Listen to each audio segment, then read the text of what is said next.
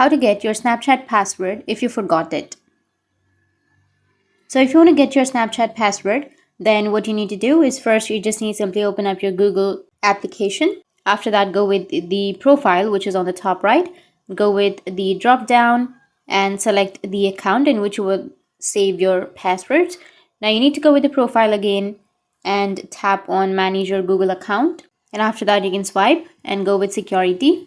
Under security, if you scroll down, then you will have password manager. Tap on manage passwords, and here you can search for Snapchat.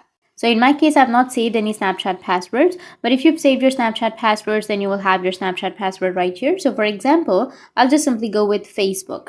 Now once you tap on facebook.com, here you need to enter your screen lock or your fingerprint, and you will have your Facebook email address and your password saved on your device. In the same way, if you've saved your Snapchat password, then you will have your password right here.